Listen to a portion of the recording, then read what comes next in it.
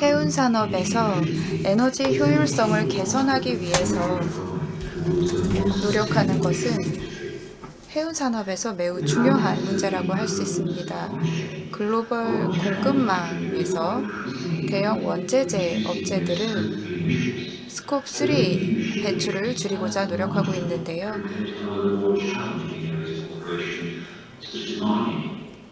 광업과 같은 또는 원자재 판매 계약 조건들을 보면 용선 계약이 추구하는 방향과 일치하는 경우가 드뭅니다. 공급망 전망의 에너지와 프로세스 자율화를 달성하기 위한 그러한 목표를 달성하기 위해서 운송의 에너지 효율을 위해 운영 방식에 바꾸어야 하는 그러한 도전 과제가 있습니다.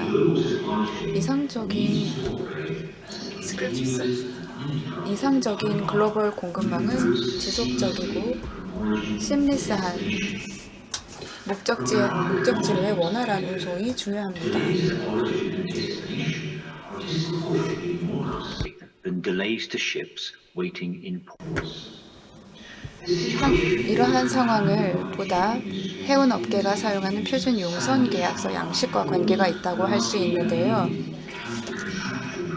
수익 모델을 위해 세워진 계약의 운송이 굉장히 중요합니다. 기존 모델이 에너지 효율화를 보장해야 한다는 것이죠.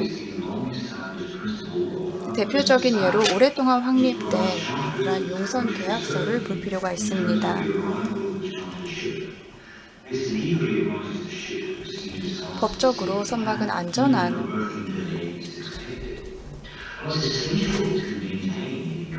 선주가 제공하는 상업적인 확실성을 보장해야 하고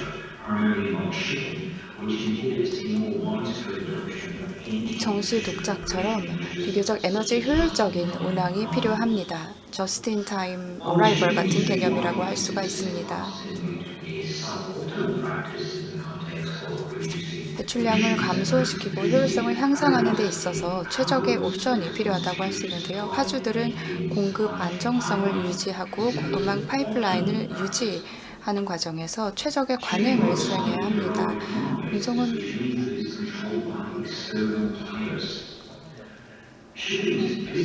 해운 수익 모델은 화물 운송 서비스를 이용하는 고객의 수요에 따라서 변화해 왔습니다. 그리고 그러한 서비스도 이 과정에서 잘 대응을 해와야 합니다. 통역은 자막을 참고해 주시기 바랍니다. Multiple stakeholders to develop and deliver a holistic systemic change where shipping becomes a seamless component of the global supply chain pipeline. With a clear and recognized need to work more collaboratively and blend technological solutions with contractual provisions, we stand at the threshold of a new dimension in shipping that could benefit from an alternative business model. The Fourth Way project is a concept for a new business model with a holistic and incentivized approach that is focused on the supply chain pipeline. The key elements of the model will be decarbonisation, digitalisation, sustainability, collaboration and cooperation, all of which will be drawn together to form the basis of a fourth commercial contractual solution complementing existing voyage, time and bareboat charter parties. So what are then the elements that will make a potential new business model for the shipping industry where we move away from pure commercial imperative to taking account of drivers for efficiency in the industry? So let's start by having a look at the situation with charter parties at the moment, voyage charter parties used in the dry bulk sector. On the screen here, you can see an example of BIMCO voyage charter parties that have been developed over the past few decades, specifically aimed at individual commodities, whether it's cement or coal or iron ore or grain. And these are the sort of the numbers of documents that we've produced over the past 10 years. Now, the numbers in the columns here, if you look at the pink one, says 83. That's not 83,000 or 83 million or whatever. It's just 83 copies of a voyage charter party. So evidently not a great demand for special commodity-based voyage charter parties in the industry. So what is being used? Well, let's have a look at BIMCO's GenCon 1994, general purpose voyage charter party. You can see it by far and away outstrips the use of any of these cargo specific voyage charter parties. So this is the big success. Obviously, this is what everyone is using. They're just taking the sort of plain vanilla voyage charter party and adapting it for different commodities. But if we drill down a little bit deeper and have a look at the figures for GenCon 1994 over the past 10 years, you can actually see that it's declining in use itself. Year on year, we're seeing less and less final executed copies of GenCon 1994. So this is not to say that there are less voyage charter parties being done in the industry. It's the way these contracts are being used by the industry that is perhaps changing. And it's a similar story, perhaps if we look at the time charter sector as well. So dry bulk time chartering, again, BIMCO forms here. We can see the Bold time, just over 3,500, 3,800 copies in the past 10 years. Not a huge number at all. So again, these specific forms may be not as popular as we imagine.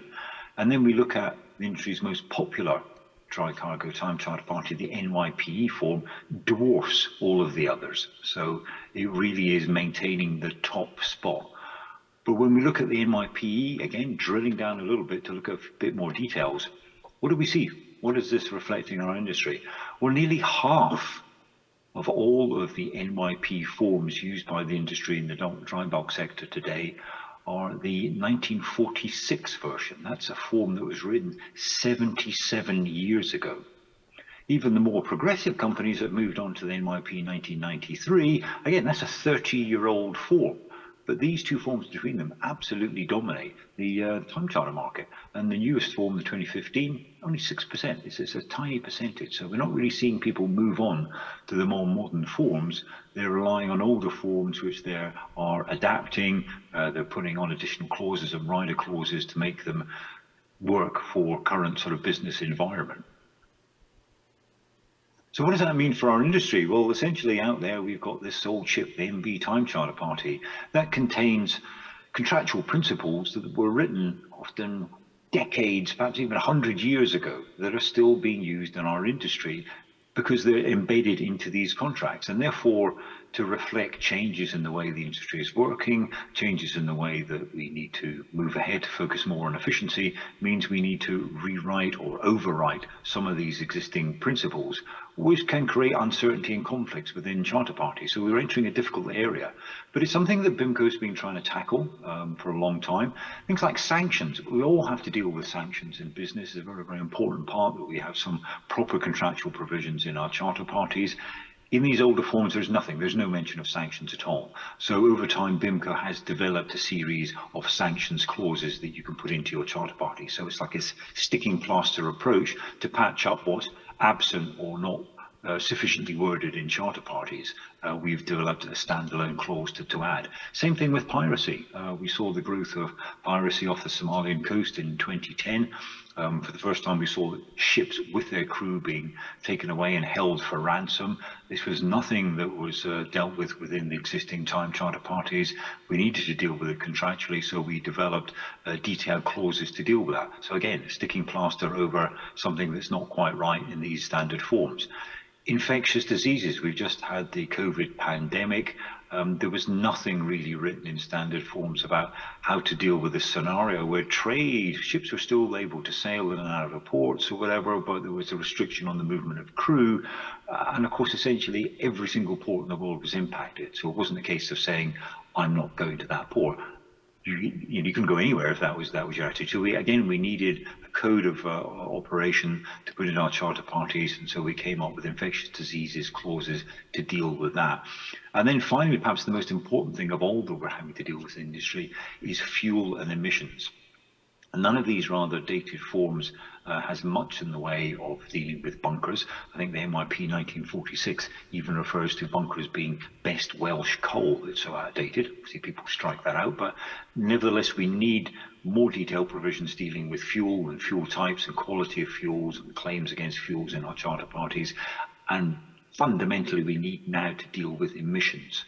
How do we deal with emissions in our contracts, CII or whatever? All of these things have to be dealt with in a charter party. So again, we've come up with a whole suite of clauses that overwrite the existing principles that we find in charter parties, allowing us things to do like slow steaming, which otherwise you wouldn't be able to do unless you write a specific clause because you have this utmost dispatch obligation, virtual arrival and just-in-time arrival, adjusting the speed of the vessel to arrive at a port at a specific time. Again, you need to amend the underlying principles of a charter party to be able to do this, and this is what these clauses provide. And then finally, CAI, how do we deal with that commercially when the owners and the charterers have to work together to operate vessel efficiently and reduce emissions and hopefully maintain a high CAI rating. So again, you need clauses for all of these things, and this is what we're doing to the existing older charter parties. It means this is getting bigger and bigger and more complicated and open to uncertainty and perhaps conflict as well. So maybe it's a time to look at a new form of charter party, a new form of contract. Maybe the charter party, as we see it now, as we move into this more efficiency-driven era, needs to be rethought slightly. We've come up with the fourth way here. So again, we can see the suite of charter parties and contracts we have at the moment: the voyage charter party, the time charter party, bareboat charter parties, and now looking at, is there another way that will complement these existing charters or offer an alternative to their use, something that's more reflective of our drive towards efficiency. The fourth way charter, as we would call it, it's not as simple as just writing a contract. I think it has all sorts of elements to it, and it needs to have a much more sort of all-embracing, holistic approach to a business model for 21st century shipping, where we're having to think about and deliver on different things than we have in previous decades. And it's got to be looking at the efficiency thing, and it's got to be inclusive of shipping operations within the supply chain. So no longer looking at simply the relationship between the owner and the charterer. How does this shipping transportation service sit within this global supply chain pipeline? And how do we work with all the stakeholders to realize the best possible efficiencies?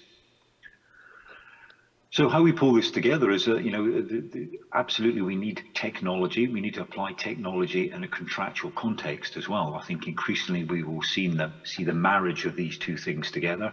We will be putting sensors on board ships that provide us valuable information about how that ship is performing, and it's going to be information that both parties need to agree to as a single truth, and that will be what contractually binds them to say we accept that as how the vessel is performing.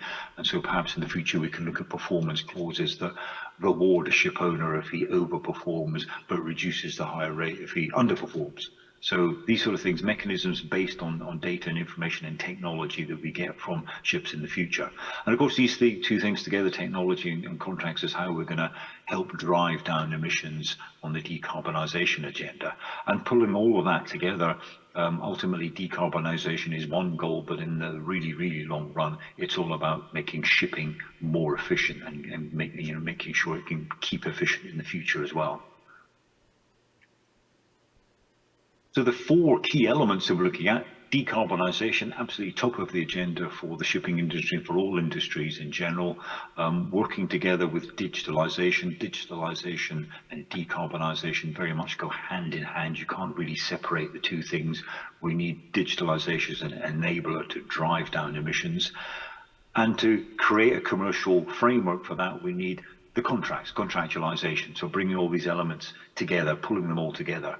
But of course, for it all to work and for us to realize the full benefits of these systems, we need to work together. Collaboration is a word much used in lots of sort of contexts and lots of conferences these days, but it essentially means all of the stakeholders need to collaborate and cooperate, work together to find solutions that will drive down emissions, and that's at the very heart of it. For the shipping industry, sure, we've always collaborated to a certain extent, but now I think this concept of commercial collaboration, where perhaps an owner and a charterer really do need to decide and agree amongst themselves how they can operate that ship most efficiently, and that's going to be a key thing in the future. So all of these four elements being pulled together to create this fourth way project. And ultimately, in summary, what we're looking at here is the focus needs to be on the global supply chain, the whole thing, end-to-end supply chain, the pipeline that moves goods across this planet. Let's not forget that shipping is responsible for moving something like 80% of the world's goods. So we play a very important role, although we're seen as a marginal cost in all of this. We are seen as sort of being a reliable service that's out there to serve the needs of the global supply chain, but we need to be a tightly integrated part of that to make sure that we can realize the full benefits of efficiency in the supply chain. And to do that, we need to look and work with all of the stakeholders involved. We need alignment across the range of contracts that are used in the supply chain so we can realize these benefits and make sure there's a very coordinated approach right from end to end. And we're going to do this by combining technology and the contracts, putting the two things together so we can use the data, use the information to make well-informed business decisions and also to create new win-win incentives for parties. I think finally, the big focus here has to be on creating new incentives. In some ways, the incentives we have at the moment are, in the world of efficiency, is rewarding inefficiency. The sail fast, then wait is rewarding an inefficiency. A demurrage scheme that gives you compensation for a slow cargo operation. We need to think of other ways of incentivizing the industry to become more efficient. So looking at utmost dispatch, taking away the obligation to sail as fast as you safely can from origin to destination, that needs to be looked at. So that allows us to slow steam, to use just-in-time arrival and other solutions.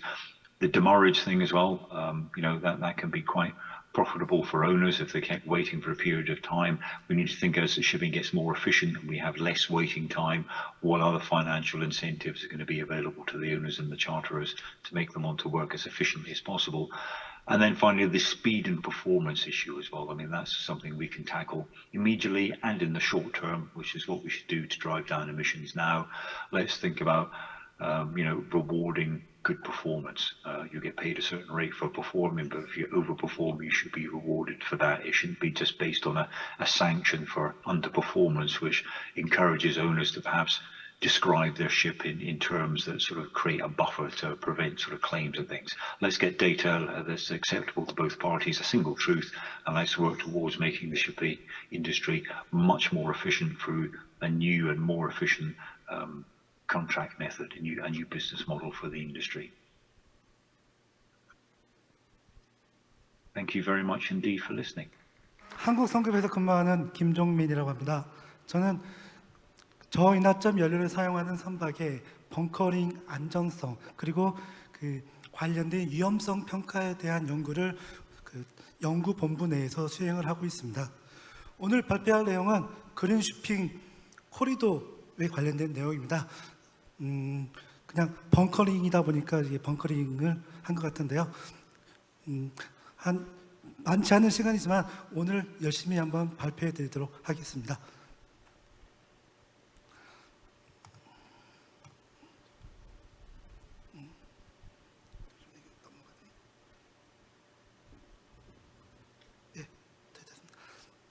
자, 지금 현재 이 세상에 친환경 선박들이 많이 나왔습니다. 여기 보시는 경우는 이제 메탄올을 추진하는 선박들인데요. 현재 이제 그린 메탄올을 사용하는 선박들이 현재 7월 16일 날 이제 퍼스트 벙커링에서 돌아다니고 있고, 현재 그 조선소에서도 이제 본격적인 메탄올 추진 컨테이너가 현재 이제 인도를 기다리고 있습니다. 이 이야기는 뭐냐면은 지금까지는 친환경 연료, 대체 연료라는 경우는 지금 이제 상상 속에서만, 단지 책에서만 우리가 이런 눈에 보이지 않는 데에서만 이루어졌지만은 지금부터는 실제 친환경 대체 연료가 사용한 선박들이 본격적으로 이제 이 항로 전 지구를 돌아다닌다는 게 큰 이슈가 되겠습니다.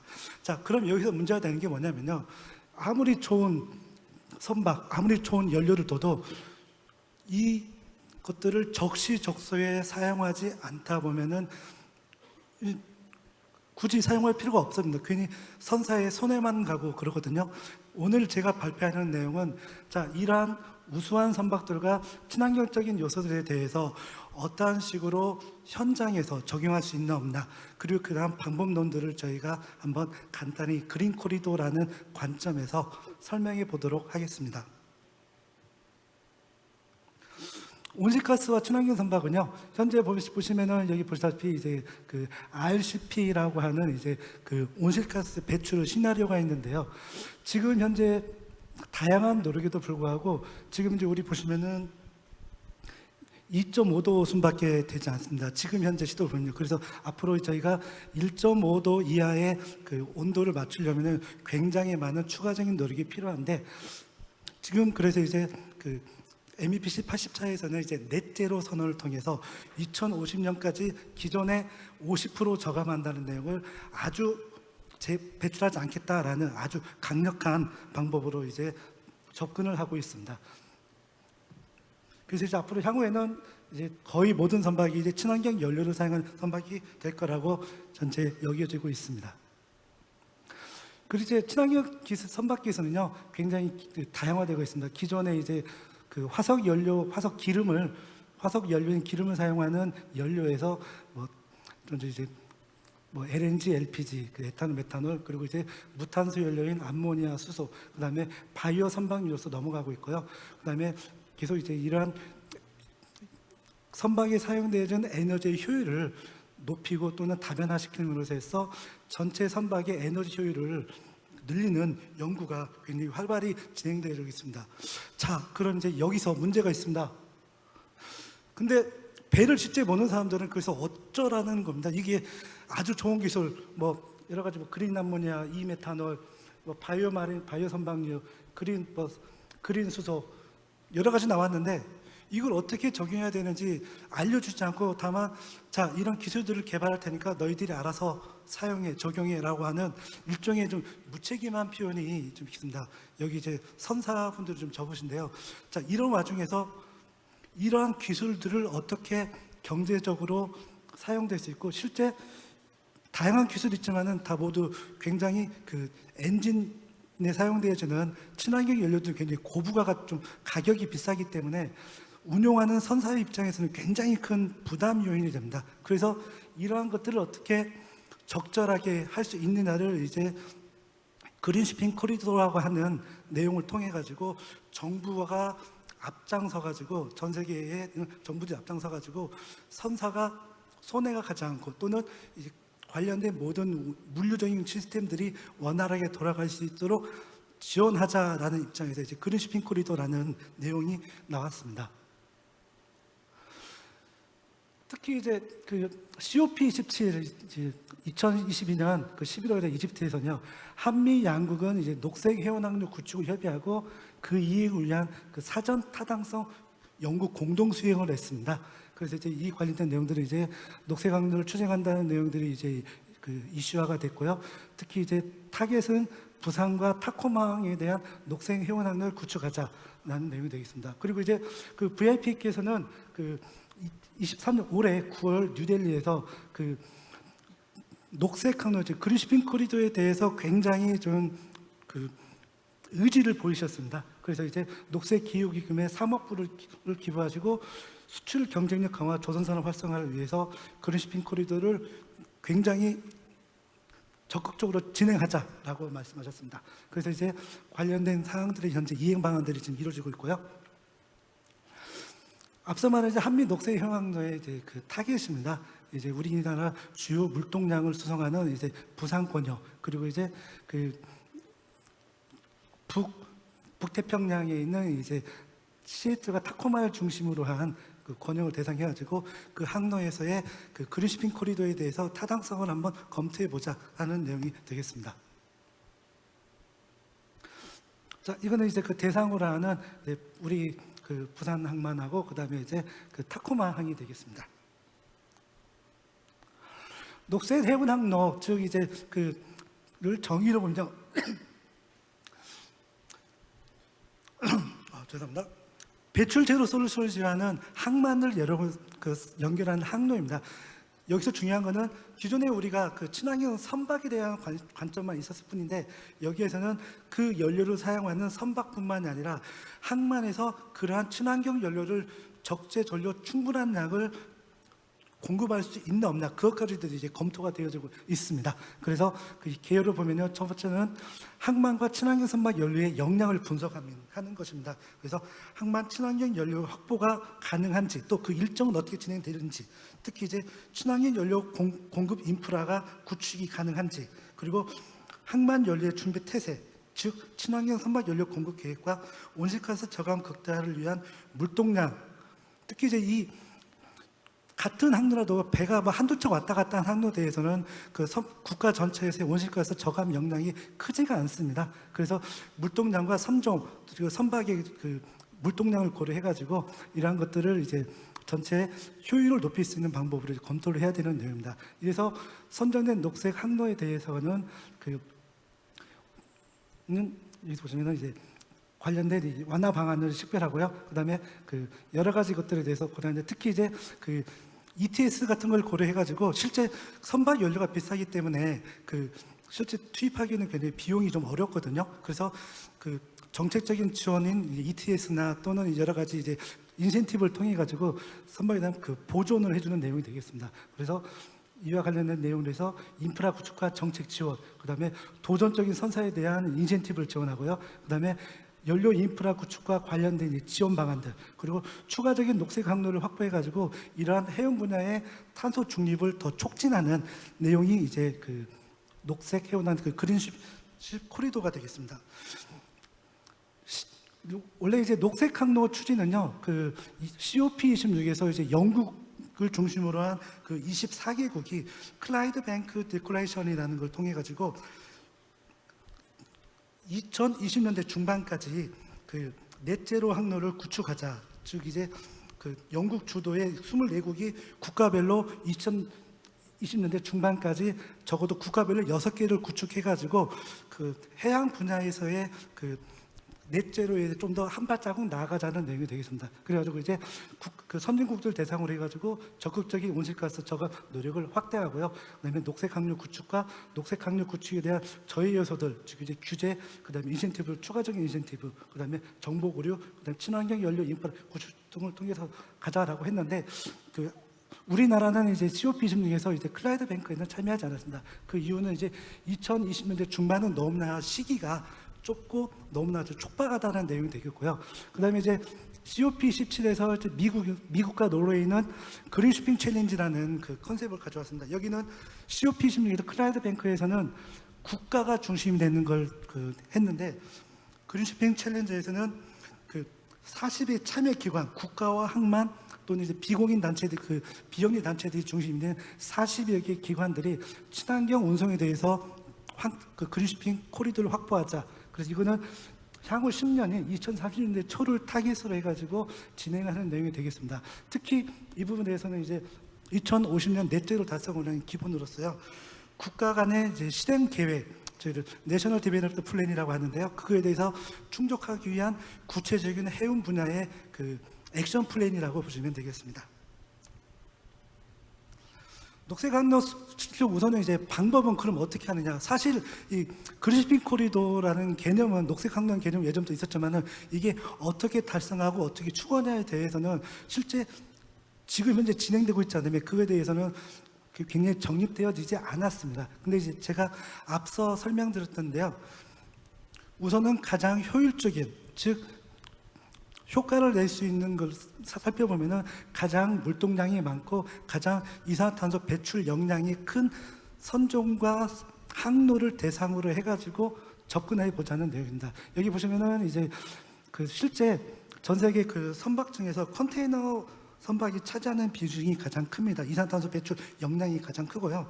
이 부산항을 기준으로 봤을 때 실제 그 운영 척수를 봤을 때는 뭐 프로덕트 캐리어, 뭐 석유 제품 운반선이나 그 컨테이너선 같은 경우는 척수는 더 유사하지만은 실제 그 화물 물동량으로서는 월등하게 그 컨테이너선이 많이 그 좌우하고 있습니다.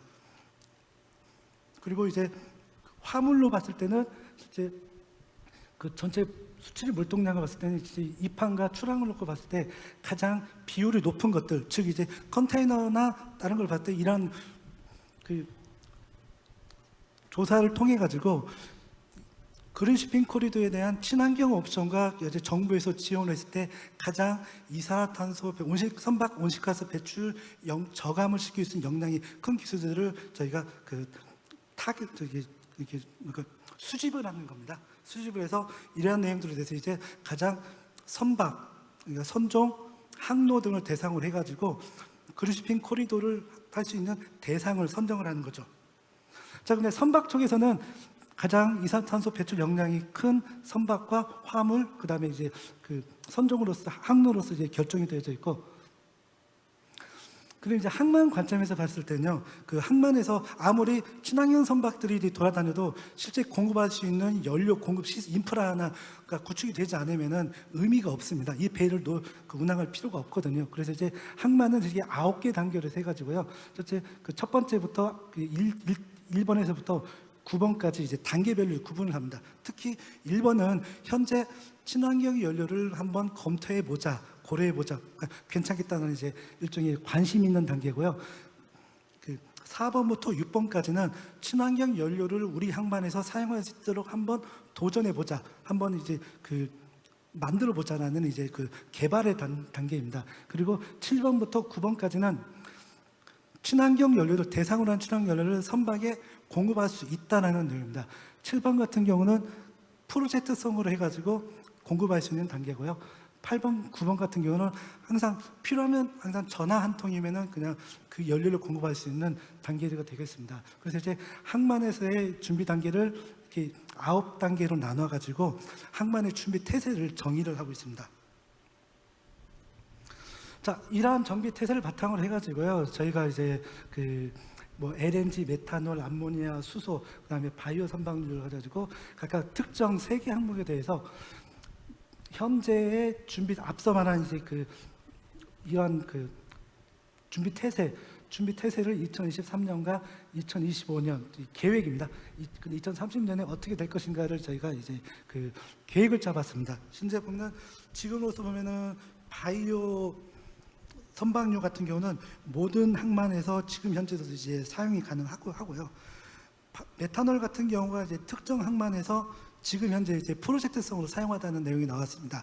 자, 이러한 항만의 준비 태세를 보면은 친환경 선박을 가진 선주가 이러한 항만의 연료 준비 태세를 보고 자기 배를 투입할 거다, 여기서 벙커링을 할 거다라는 이제 선택을 하게 됩니다. 그래서 그린시핑 코리도의 가장 큰 중점은 어떤 친환경 선박을 투입하느냐, 그리고 항만의 준비 태세가 어떻냐라는 것을 같이 이제 서로 이제 콜라보로서 검토해보는 내용이 되겠습니다. 자, 그럼 이제 녹색 항로를 그린시핑 코리도를 함으로써 받는 이익이 무엇인가? 그러면 이제 국가의 해양 부분을 현대화하고 해양 국가의 입질, 즉 이제 이건 선진국입니다. 우리가 해양 분야를 이니셔티브를 우리가 리딩할 수 있는 리더십을 확보한다는 내용이 되겠습니다. 그리고 이제 이와 관련해 가지고 친환경 에너지에 대한 리더십도 되고요. 그다음에 기후 관련된 이니셔티브도 저희가 확보하게 되는 것입니다. 그리고 이제 저희가 이 내용들을 빨리 하면 할수록 우리나라 국가의 친환경 연료 관련 인프라와 이런 관련들이 구축이 되기 때문에 기술적인 발달이 이루어집니다. 그래서 우리가 전 세계적으로 관련된 입지가 굉장히 좀 부각될 것이다라고 평가를 하고 있습니다. 그리고 이제 무역 파트너 간에 서로 이제 이런 친환경 연료 옵션이 굉장히 중요한 상황인데 이러한 데서도 우리의 위상이 굉장히 강화되는 거라고 볼 수가 있습니다. 자, 그러면은 이걸 어떻게 하느냐? 사실 이거에 대해서 현재 그린시핑 코리도에 대해서 앞서 24개국이 지금 현재 이제 각각의 이제 2025년, 26년까지 목표를 하기 위해서 다양한 도전을 하고 있는데 이거에 대해서 이제 구체적인 접근 방법은 현재까지 없었습니다. 그래서 이제 저희 대한민국 정부하고 이제 우리 쪽에서는 우선 이제 녹색 항로 구축으로 해서 이제 초기 연구를 시작하고 있는데 관계자들 참여해가지고 사전 타당성 평가, 앞서 말한 항로, 물동량을 바탕으로 해가지고 사전 타당성 평가를 저희 수행을 하고 있습니다. 그래가지고 관련된 내용들에 대해서 선정된 사전 타당성 평가를 통해서 선정된 항로와 선박들에 대한 향후에는 경제성을 분석으로 한 이제 이코노믹 피저빌리티 스터디를 통해 가지고 이거에 대한 이제 비용이 우리가 손해를 보냐 이익을 보냐를 확보를 하고요. 이거에 대해서 관련된 이제 그 인센티브를 지불해서 이러한 선박들이나 선주들이 볼 수 있는 피해를 좀 완화시킬 수 있는 방안으로 나가고자 합니다. 그래서 이제 각각 초기에는 초기 사용자들이 접근할 수 있는 이 투자를 유도하고 향후에는 성과를 확대한 정책적인 지원, 특히 이제 친환경 연료, 특히 이제 도전적인 자세로 도전적으로 자세로 접근하는 그 선주들이나 여러 가지 그 사업자들한테 손해를 보지 않도록 할 수 있는 인센티브를 구축할 수 있는 이런 그 방안이 마련이 되는 게 이제 그린시핑 코리도의 최후의 단계인데요. 현재까지는 그 초기 단계로서 현재까지 다 진행되고 향후에는 이와 같은 절차를 통해 가지고 그린시핑 코리도를 완성하는데 그 완성하는 내용이 될 것입니다. 예, 이상으로 발표를 마치도록 하겠습니다. 네, 반갑습니다. 해양사업부 기술과학입니다. 이렇게 많은 분들이 이 녹색해운 항로에 관심을 가지고 참여해 주시고 또 이제 이렇게 여러분들 앞에서 이렇게 발표를 할 수 있게 된 데 대단히 기쁘게 생각합니다. 저는 해양수산부에서 선박 검사 제도, 선박 안전과 환경 전반적인 문제를 다루고 있습니다. 그 중에서 지금 가장 현안이 되고 있는 것들이 지금 그 선박으로부터의 온실가스 배출 감축 정책, 그리고 이걸 실행에 옮기는 일, 이게 가장 중요한 일로 지금 저희가 추진을 하고 있습니다. 오늘 큰 테마는 그린시핑 코리도인 것 같습니다. 그런데 그린시핑 코리도의 설명을 앞서서 저는 간단하게 왜 우리가 그린시핑 코리도, 왜 우리 대한민국 정부가 작년부터 그린시핑 코리도를 이렇게 열심히 추진하게 되었는지 간단한 그 배경과 현황을 먼저 설명을 드리고 구체적인 진행 사항을 발표드리도록 하겠습니다. 먼저 여러분들께서도 너무나 잘 알고 계시는 것처럼 2018년에 IMO에서는 초기 전략을 마련을 해서 2050년까지 50%의 온실 감축을 감축하자는 전략을 선택을 했고, 이후에 지난 7월 달 2050년, 적어도 2050년까지는 온실가스를, 선박으로부터의 온실가스를 0으로 만들자, 넷제로, 에미션 제로를 전략 목표로 삼고, 중간 2030년과 2040년 중간 점검 목표를 설정했습니다. 또한 여기서 가장 또 크게 중요하게 부각되는 것들이 적어도 2030년까지는 5%에서 10% 정도 저탄소 또는 무탄소로 운항하는 선박들을 확보를 하자라는 게 중요한 이정표로 제시되었습니다. 여러분 수도 없이 많이 보셨겠지만 비즈니스 에즈 유저얼 대비 저희가 100% 탄소 중립을 하기 위해서 얼마만큼의 하는 노력이 필요한지를 보여주는 대표적인 그래프라고 보시면 될 것 같습니다. 2030년까지 20에서 30% 줄이는 것은 지금 현재 있는 능력으로도 가능할 수 있습니다만은 2040년 70에서 80% 줄이려고 하는 순간부터는 지금까지 가지고 있던 기술이 아닌 지금 전혀 다른 혁신적인 기술, 대체 연료 이런 기술들이 투입되어야만이 달성 가능한 목표가 되겠습니다. 여러분도 잘 아시다시피 IMO에서는 EEDI, EEXI, CII 이런 기술적, 운항적 에너지 절감 조치를 통해서 온실가스 감축을 최대 42%까지 늘리는 조치를 내놓고 지금 현재 시행 중에 있습니다. 아울러 이번 2023년 초기 전략 채택할 때 개정안을 채택을 할 때 동시에 채택되려고 하였으나 일부 준비가 미흡해서 지금 잠깐 좀 더 심사숙고하기로 하고 늦어도 2027년까지는 확정을 해서 2028년부터 시행하기로 한 중기 조치가 있습니다. 중기 조치의 핵심은 여러분께서도 가장 잘 알다시피 연료의 탄소 집약도 지수를 관리하자, 또한 연료로부터 선박으로부터 배출되는 온실가스 배출량만큼 경제적인 규제를 도입을 하자라는 큰 두 가지의 조치가 방향성이 정해졌고 여러 가지 시나리오에 대해서 저희가 IMO 내에서 논의가 이루어지고 있고 이게 내년 말까지 이 회원국들 간의 의견을 모아서 최종안을 제출을 하게 됩니다. 방금 말씀드린 것처럼 2030년, 40년 중간 목표 포함해서 2050년 탄소 중립까지 가기 위해서는 기존의 EDI, EXI, CIIRO는 도저히 달성하기 어려운 혁신적인 어떤 조치의 가장 대표적인 것들이 대체 연료입니다. 퓨처 퓨얼이라고도 저희가 이야기를 하고 있습니다. 일단 드랍인 퓨얼, 선박 내연기관을 쓸 수 있다는 전제하에서 저희는 여러 전문가들로부터 수소, 이퓨얼, 바이오 연료, LNG, 이메탄올, 그린 메탄올 여러 가지 연료에 대해서 듣고 있습니다. 따라서 정부는 산업부와 저희 해양수산부는 올 여름에 작년부터 시작을 했죠. 그래서 올해 또 이제 바이오 중유까지 해서 바이오 선박류 실증 사업을 해서 시장에서 언제든지 사용할 수 있도록 저희가 좀 실증 작업까지 올해 마무리할 거고 내년부터 관련된 기준을 정비해 나갈 계획입니다. 다시 한번 말씀을 드리지만은 앞으로 있던 연료 전환은 불가피하다라는 것들이 부인할 수 없는 현실이 되겠습니다.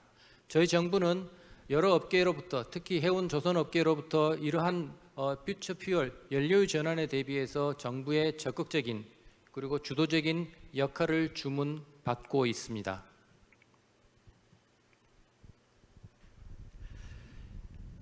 그 중에서도 LNG, 그린 메탄올, 바이오퓨얼, 그린 암모니아 또는 그린 하이드로전 이 연료들이 가장 유력한 대체제로 논의가 되고 있고 정부의 건의를 해오고 있습니다.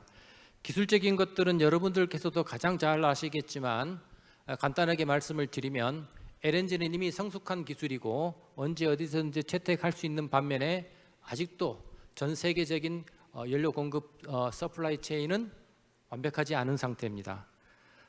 온실가스 감축 효과도 일부분 제한이 있는 상황입니다. 반면 최근 머스크 해운과 같은 어떤 글로벌 선진 선대로부터 시작된 메탄올 연료 같은 경우에는 이미 우리가 2015년도부터 메탄올 추진 선박이 운항은 되고 있었지만 작년부터 이게 가시화되어 있고 차세대 대체 연료로 지금 현재 아주 각광받고 있습니다. 저희가 자료를 수집한 걸로는 작년 11월 기준으로서 46척, 올해 3월까지는 89척의 선박이 메탄올 추진 선박으로 발주되고 있는 것을 보면 메탄올에 대한 시장 수요가 급증하고 있다는 것을 저희는 잘 알고 있습니다. 바이오퓨얼은 지금 현재 쓰고 있는 연료 체계에서 처음 섞어 쓰는 형태의 대표적인 형태이고 온실가스 감축 효과가 상당한 연료로 저희가 생각을 하고 있습니다. MEPC 80 지난 80차 MEPC에서는 이 바이오 연료의 어떤 선박 사용에 관한 기본적인 가이드라인을 저희가 채택을 했고 앞으로 이것들이 좀 더 LCA 가이드라인과 맞물려서 총체적으로 얼마만큼 온실가스 감축을 할 수 있는지에 대해서 저희가 나머지 작업을 추진을 하게 될 것입니다. 지금 현재 아직까지 상용화가 된 기술은 아니지만은 저희가 2018년 초기 전략을 채택할 때부터 가장 유력한 미래 연료로 지목되었던 것들이 지금 암모니아가 되겠습니다. 그러나 아직 암모니아는 빠르면 내년 상반기부터 시제품이 나와서 2025년부터나 본선에 탑재가 가능할 거라는 전망이 있어서 아직 암모니아는 여러 가지 잠재 능력에 비해서 아직 기술적인 어떤 성숙도가 조금은 미흡하다라고 시장에서는 생각하고 있습니다. 간단하게 수많은 수십 가지 어떤 제태 연료가 있겠지만은 저희가 정부 입장에 봤을 때 대표적으로 듣고 있는 연료들은 아까 이제 제가 4가지 연료를 소개시켜 드렸고 이 밖에도 전기 추진, 수소 연료전지 추진, LPG 여러 가지 또 다른 많은 대안들이 있습니다. 결국에는 이런 많은 대체 연료는 지금까지 어떤 선박에서 운항하던 것처럼 벙커 A, 벙커 C, 디젤, HFO, HDO 이렇게 몇 가지 유종 정해놓고 내가 거기서 세계 어디서나 똑같은 어떤 품질의 연료를 공급받는 시대가 아니라 이제는 내가 어떤 연료를 사용할 건지 내가 정해서 내가 다니는 항로에서 이 연료가 제대로 공급이 될 수 있을지, 또 이걸 장시간 사용했었을 때 선원의 건강이나 선박의 안전에, 기관의 어떤 운전에는 아무 문제가 없는지 이제 고민해야 될 것들이 너무 많아졌습니다. 그래서 지금까지 저희가 정부에서 여러 업계, 해운업계, 조선업계, 기자재업계로부터 들은 여러 가지 대체 연료에 있어서 생각했을 때는 결국은 여러 가지 요인이 있겠지만은 가장 먼저 고려돼야 될 부분들은 역시 이걸 다루는 선원의 안전, 또는 항만에서 벙커링에 있었을 때 취급하는 분들의 안전, 이런 것들은 가장 기본적으로 지켜져야 되고, 이런 기술들이 언제 어디서나 고장 없이 지금까지 화석연료 베이스로 연료 추진 체계하고 다름없이 큰 기술 없이 큰 어떤 위험 없이 안전하게 쓸 수 있는지 어떤 기술적 성숙도, 이게 이제 가장 중요하다고 생각을 합니다. 아울러 실질적으로 이 선박을 운항하시는 선사 입장에 봤었을 때는 이걸 초기에 투자 비용은 얼마나 들지, 이 투자 비용을 얼마나 후에 회수할 수 있을 건지, 그리고 이 대체 연료를 추진하는 선박을 발주를 했었을 때 얼마나만큼의 어떤 운항 비용이 들어갈지, 연료 비용이 들어갈지, 이것 또한 가장 중요한 요소 중에 하나로 생각되고 있습니다.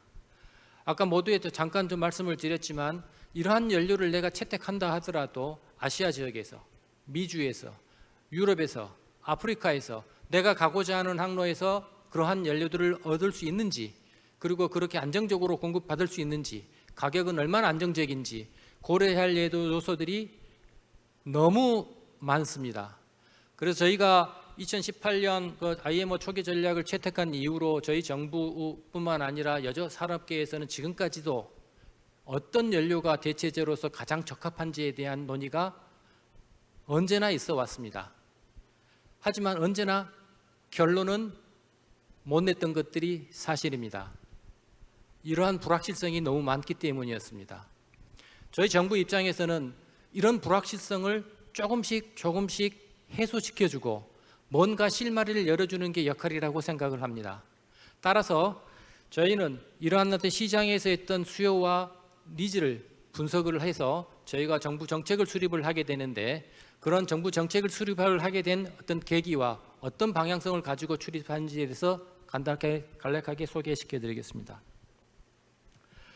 IMO의 탈탄소 규제뿐만 아니라 해운 조선 분야에 대한 어떤 탈탄소화 압박은 민간 분야에서도 또는 지역적인 규제에서도 많이 이루어지고 있습니다.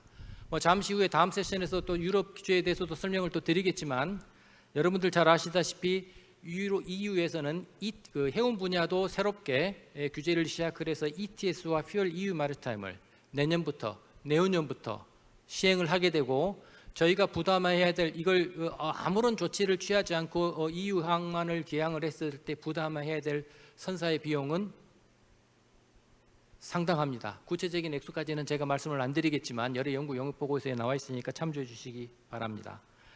또한 민간, 정부, 연구기관, 여러 전문 연구기관들끼리 모여서 과연 해운 분야의 디카보나이제이션을 이루기 위해서 어떤 기술들이 우선적으로 개발이 돼야 되고 어떤 기술들을 먼저 채택을 해야 되는지, 그리고 그런 기술을 채택하고 실제 사용하기 위해서는 어떤 제도적인 규제가 마련돼야 되고 규제가 또 풀어져야 되는지, 이런 것들이 여러 차원에서 좀 논의가 되고 있습니다. 간략하게 말씀드리면 Getting to Zero 2030 Coalition, First Movers Coalition, Clyde Bank Declaration, Green Shipping Challenge and Corridor, 저희가 조금 이따 설명 더 드리겠습니다. Mission Innovation, Zero Emission Shipping Mission, 저희가 5월달에 했습니다. 6월달에 했습니다. 서울 디클러레이션. 이 밖에도 수없이 많은 이니셔티브, 무브먼트가 이루어지고 있습니다. 이 모든 것들은 어디에 포커스가 맞춰져 있느냐 하면 결국에는 연료의 전환을 얼마나 가속화할 것이냐, 이런 부분에 있어서 누가 얼마나 리드를 해 나갈 것이냐는 데 방점이 찍혀 있다라고 생각하시면 되겠습니다.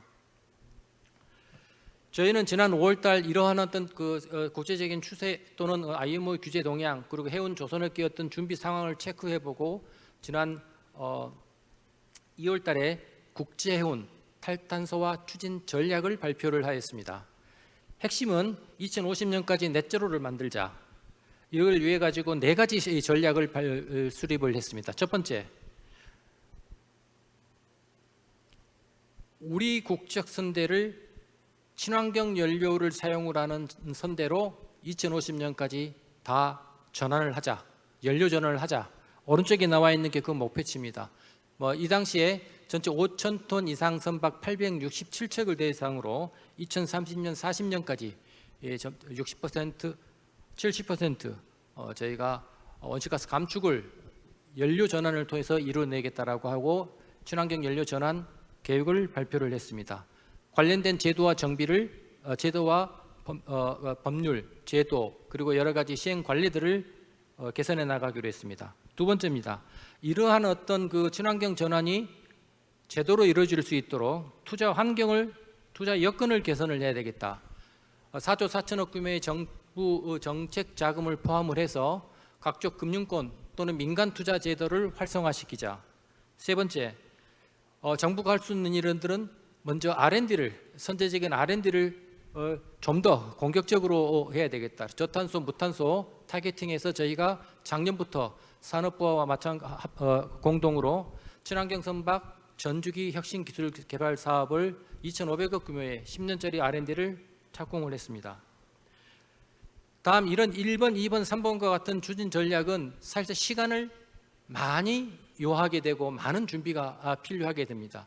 그럼에도 불구하고 아까 말씀드린 것처럼 당장 2030년 디카보나이제이션을 현실적으로 이룰 수 있느냐라는 어떤 고민이 있습니다. 그래서 네 번째는 국제 협력을 강화하는 한편 탈탄소 항로를 적극적으로 설정을 해서 시범 운영하고 실증함으로써 우리 선사 조선업계에서 이런 기술이 실제 적용 가능하다라는 것을 보여주는 데 있어서 정부가 앞장서야 된다라고 생각을 했습니다.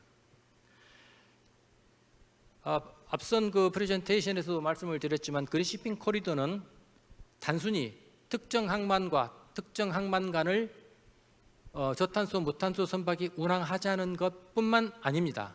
실질적으로는 항만에서 공급하는 인프라도 그리고 항만 하역 과정에서도 탈탄소, 디카보나이제이션을 이루자. 그리고 또 하나 우리가 시범 운항을 하게 되면 이 시범 운항 선박에 탑재하는 화물조차 조금 더 운임이 올라가겠지만 기꺼이 화주로부터의 동참을 이끌어내게 해서 진정한 이 항로에서 어떤 디카보나이제이션 탄소 중립이 이루어지도록 하자라는 것이 그린시핑 코리도의 취지입니다. 작년 12월 달 이집트 샤르m 셰이크에서 COP 27차에서 정부는 미국과 함께 공동선언문을 채택을 했고 존 케리 특사와 함께 앞으로 어떤 한미 이 그린시핑 코리도를 어떻게 구축해 나갈지에 대한 토론도 있었습니다. 이에 따라서 지금 현재 금년 2월 달부터 사전 타당성 조사가 진행 중에 있고 저희 11월까지 완료할 예정입니다. 현재 초안은 나온 상태이고 여러 가지 이 안이 만들어진 것에 대해서 양국 간에 지금 협의를 해서 앞으로 어떻게 진행할지 타당성 조사를 어떻게 진행할지에 대해서 논의 중에 있습니다. 아까 김종민 박사께서 잠시 설명을 해주셨지만 저희는 크게 4가지 카테고리를 두고 각각의 연구 분과에서 미국과 한국과 미국 전문기관이 참여해서 데이터를 분석을 해왔습니다. 항만 인프라는 어떻게 먼저 여기 보시면 미래 연료, 대체 연료를 생산하고 공급하고 관련된 인프라를 구축할 수 있는지 없는지 또는 항만에서 이런 화물은 얼마나 물동량이 취급되고 있는지 그리고 현재 이런 무탄소, 탈탄소 항로가 운영되기 위해서 법령과 제도는 어떻게 준비되어 있고 어떻게 개정될 수 있는지에 대해서 크게 4가지 이 필러를 가지고 저희가 점검을 하고 있습니다. 지금 거의 이제 각 그 4개 분과별로 의견은 다 모아졌고 최종안이 나와 있다라고 좀 전에 말씀을 드렸습니다만은 지금 저희는 이제 조금 이 한미 간의 그린시핑 코리도는 조금은 다른 의미가 있습니다. 보통의 그린쇼핑 코리도 같은 경우는 그린쇼핑 코리도를 설치를 하자라는 어떤 컨센서스를 먼저 모은 다음에 항만과 물동량과 벙커링 인프라 관련 제도를 꼼꼼히 따져서 어느 항로에서 어떤 선박으로 어떤 화물을 운송을 하는 경우에 그린쇼핑 코리도를 적용하는 게 베스트 옵션이다라는 것을 도출을 해야 되지만 한미 녹색 해운 항로는 조금 다른 녹색 해운 항로와 그린쇼핑 코리도와 조금은 다릅니다.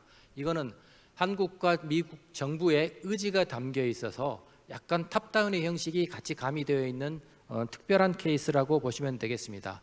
그래서 저희는 가능하면 준비 기간을 줄이기 위해서 대한민국은 부산, 울산, 마산항, 미국은 시애틀, 타쿠마, 에버렛 이 세 개 항만과 세 개 항만이 위치해 있는 지역을 위주로 먼저 저희가 여건을 분석을 했습니다.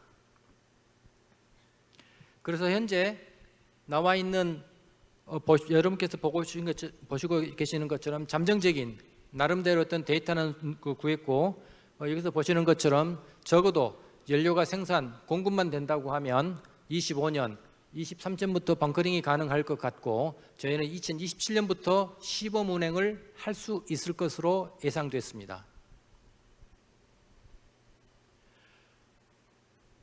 조금 전에 말씀드린 것처럼 저희 정부가 미국 정부가 하는 것은 유럽이나 칠레에서 하고 있는 그린쇼핑 코리도의 어떤 타당성 조사나 실행 전략과 방법과는 조금 다르다는 점을 제가 앞서 말씀을 드렸습니다. 오른쪽에 보시는 것처럼 정부 주도의 항로이다. 두 번째, 오션을 횡단하는 항로로서 정부 당국이 리드해 나가는 항로는 사실 저희가 최초라고 생각을 하고 책임감을 가지고 전 세계 해운 조선업계에서 이 한미 간 그린쇼핑 코리도가 모범이 되게 하자라는 취지로 열심히 노력을 하고 있습니다. 앞으로 해야 될 일들은 이렇습니다. 저희가 2027년 시범 운항을 위해서 내년 타당성 조사를 좀 더 탄탄히 하고 실질적으로 참여할 이해 당사자들 간의 컨소시엄을 이끌어내고 그 컨소시엄 주관으로 녹색 해운 항로를 실질적으로 구축하고 운항을 할 계획입니다. 또한 저희가 시범 운항 전이라도 한 호주, 한 싱가포르, 한 EU 등 녹색 해운 항로를 좀 더 확충할 계획을 가지고 있습니다. 이러한 녹색 해운 항로 확대를 통해서 저희 기술로 개발한 녹색 해운 항로의 어떤 그 시범 프로젝트 또는 이런 모델이 전 세계 녹색 해운 항로의 하나의 큰 벤치마킹 대상이 될 수 있도록 모범 사례로 남을 수 있도록 열심히 하고자 합니다. 이상 발표를 마치겠습니다. 고맙습니다. 안녕하십니까. 한국해양수산개발원 국제물류투자분석지원센터의 최나영원입니다. 저는 이제 앞선 발표 내용과는 조금 다른 내용인데요. 물론 그린 코리도를 중심으로 하지만 이러한 그린 코리도에 관련된 사항이 공급망 관리에 어떤 영향을 미치는지 그리고 해운 물류 산업에서 어떻게 대응을 할 것인지에 관련해서 조금 말씀을 드리겠습니다.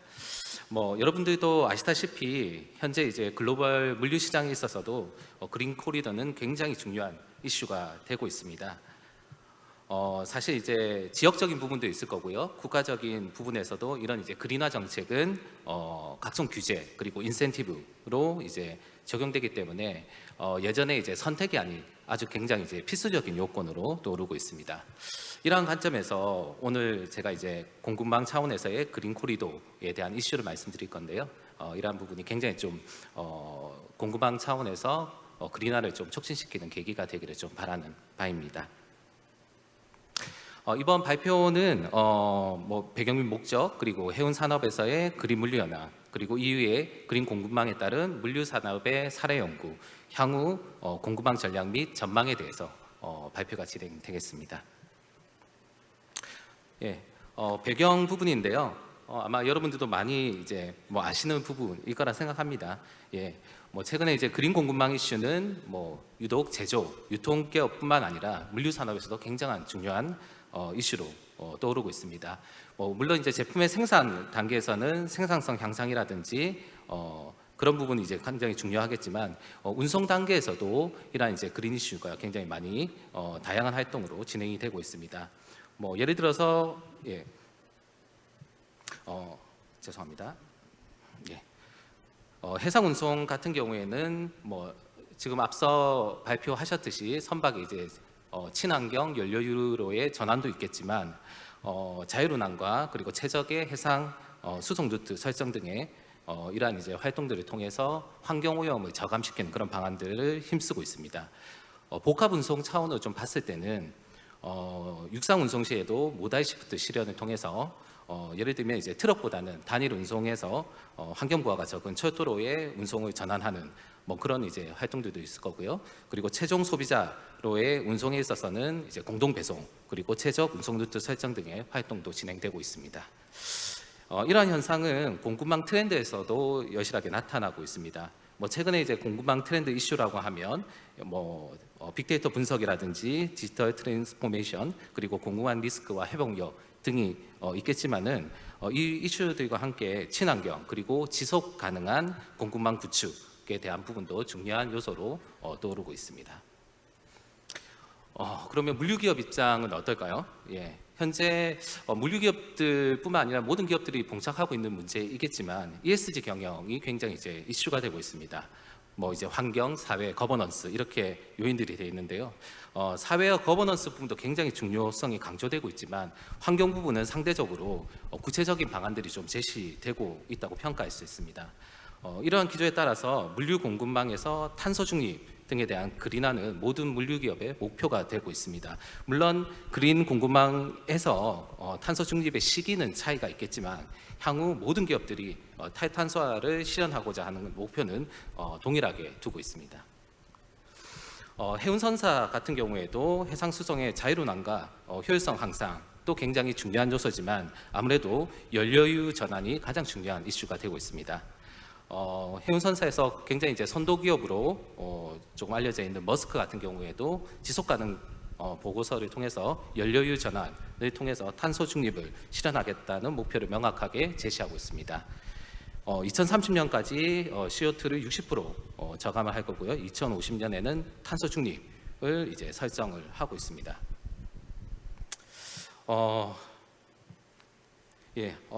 지금까지 이제 공급망 전반이라든지 해운 그리고 물류기업에 대한 그린화에 대해서 조금 간단히 말씀을 드렸는데요. 향후의 친환경 공급망 구축을 통해서 지속 가능한 환경 정비라는 목표는 모든 이제 산업에서도 명확히 제시되었다고 생각합니다.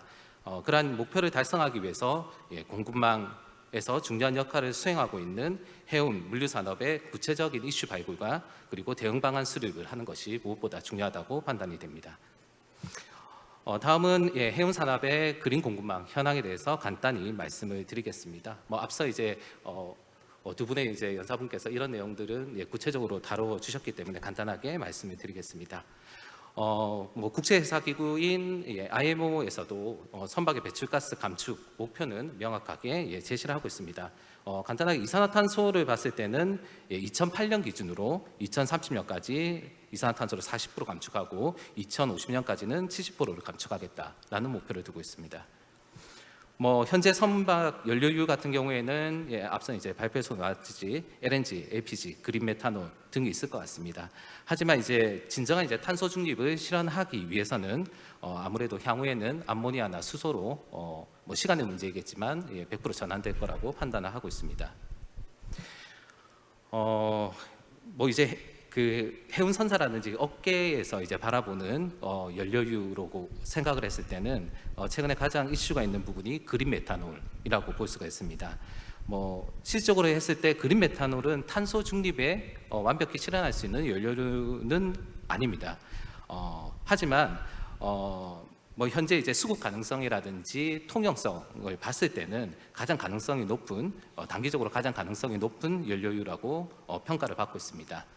그린 메탄올 같은 경우에는 기존의 벙커 CU 대비 CO2는 95%, 황산화물은 99%, 질소 산업은 80% 저감이 가능합니다.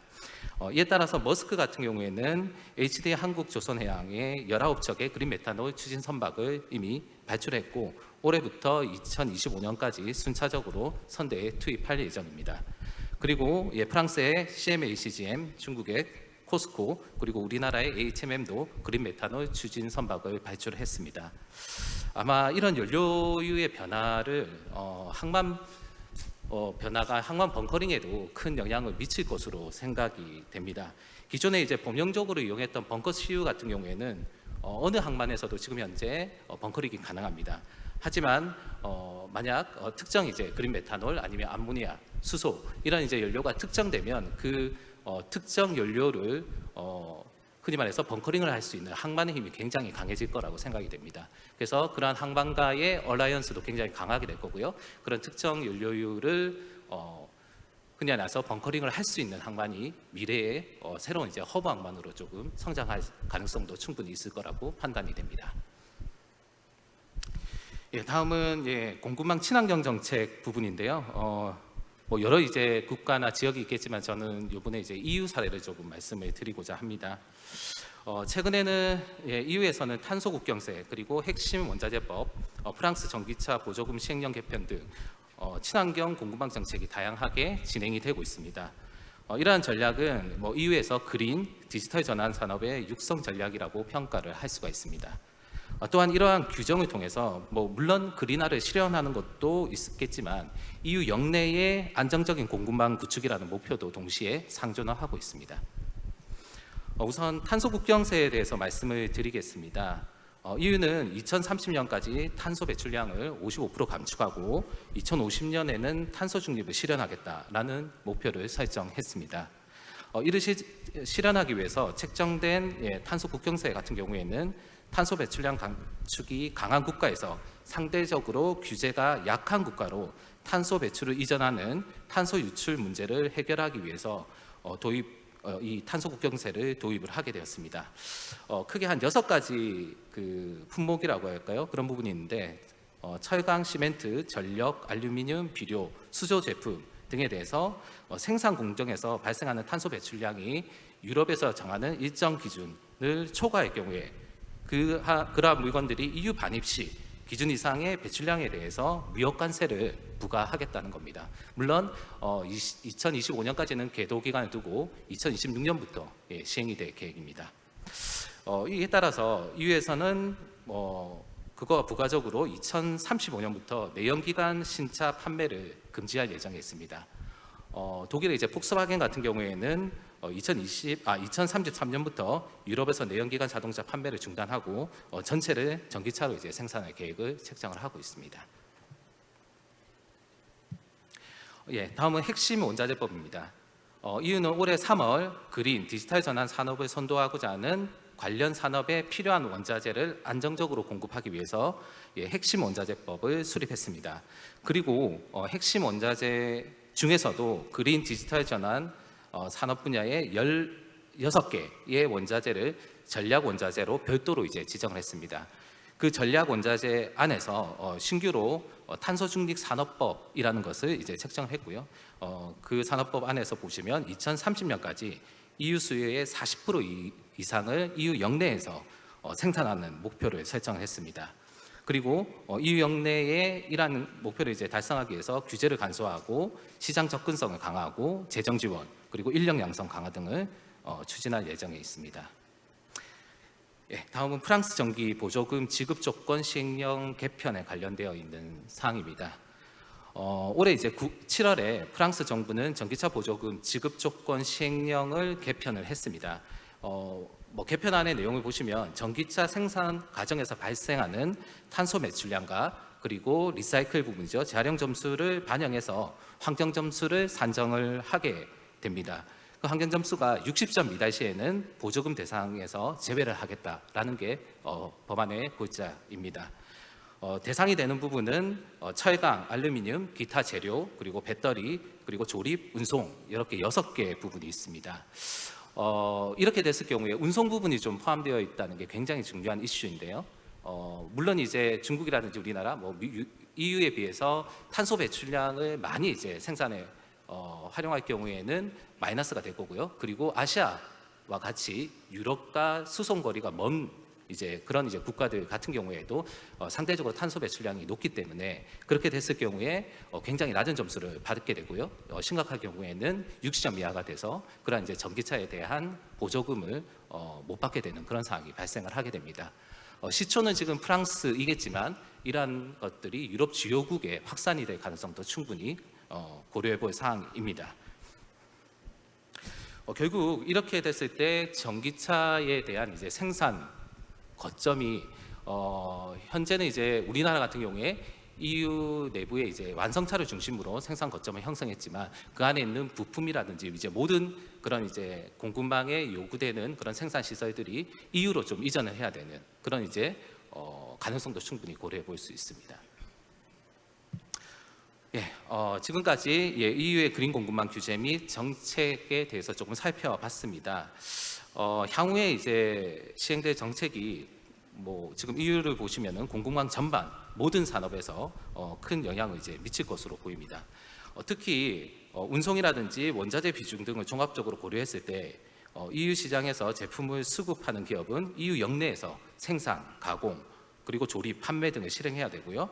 EU 내에 엄격한 탄소 배출량 기준을 충족을 해야 됩니다.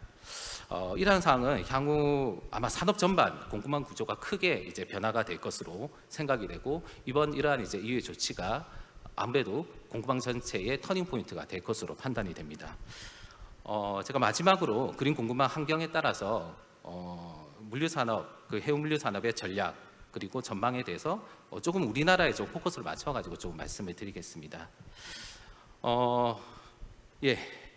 사실 이제 그린 공급망 구축에 따라서 해운 쪽을 조금 살펴보면 해운 항로나 이제 기항 항만이 충분히 변화할 가능성도 있습니다. 이 프레젠테이션은 이러한 예를 이제 하나로 들어놓은 건데요. 스웨즈 운하에서 독일의 미넨까지 보통은 이제 기존에는 함부르크 항만을 많이 이용했습니다. 물론 노트르담 항만도 있을 거고요. 그런데 남유럽 코퍼항을 이제 기항지로 한번 비교를 해봤을 때는 해상 루트로서는 코퍼항의 해상 수송 거리가 굉장히 많이 단축이 됩니다. 결국 이는 이제 비약적으로 CO2를 감축시킬 수 있는 부분도 작용을 할 수 있고요. 최종 이제 미넨까지 이제 내륙 운송까지 다 포함했을 때도 상대적으로 유럽에 있는 함부르크항보다는 남유럽에 있는 코퍼항이 한 50% 정도 절감이 됩니다. 요표에 이제 나와 있는 수치는 40피트 20톤 컨테이너 기준으로 했지만 총 화물량을 이제 판단을 했을 때는 굉장히 큰 영향을 미칠 수 있다라고 판단할 수 있습니다.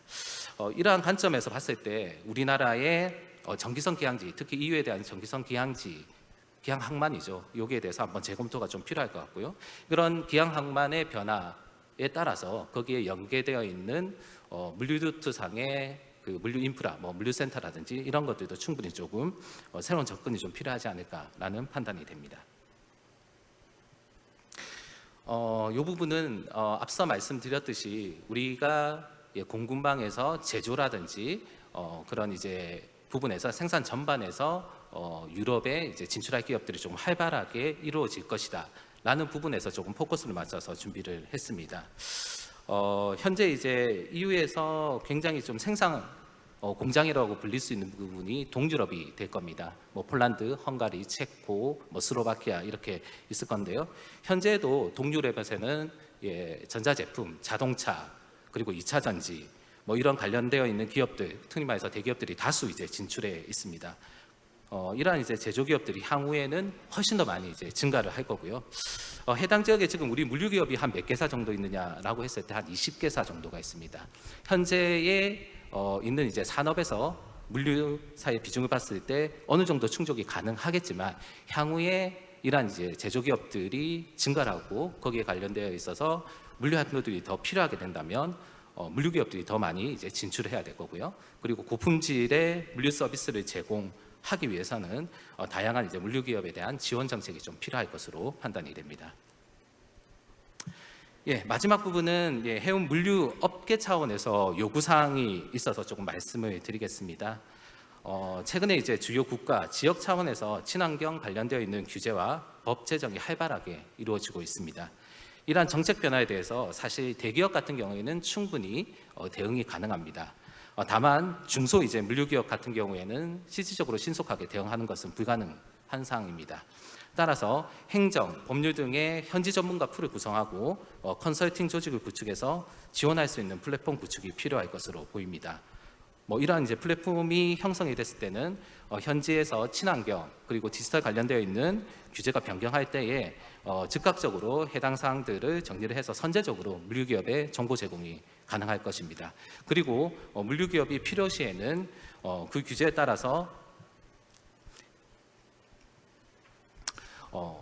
아마 행정 프로세스가 굉장히 많이 변화할 것입니다. 그러한 행정 프로세스에 대한 솔루션을 제공할 수 있는 기능도 가능할 것으로 보입니다. 그 다음은 이제 인력 양성 부분이 될 것입니다. 사실 현지의 요구사항으로 보면 요즘같이 법 제도가 굉장히 많이 변화를 했을 때에 인력에 대한 교육이라든지 이런 것들이 굉장히 많이 어려움을 겪고 있습니다. 그래서 현지에 진출한 기업을 대상으로 해서 현지 법이라든지 그리고 관련되어 있는 규제를 전문적으로 교육을 시켜줄 수 있는 그런 교육 프로그램이 필요하고요. 그리고 무엇보다 향후에 물류기업들이 많이 이제 진출을 해야 되는데 그렇다면 그 물류기업이 현지에 진출하기 이전에 국내에서 그 현지에 있는 물류 그리고 친환경에 관련되어 있는 교육이라든지 그런 프로그램들을 형성을 해서 그런 전문가를 육성한 이후에 현지에 투입할 수 있는 그런 인력 양성 프로그램도 필요할 것으로 생각이 됩니다. 예, 경청해 주셔서 감사합니다. 이상으로 발표 마치겠습니다.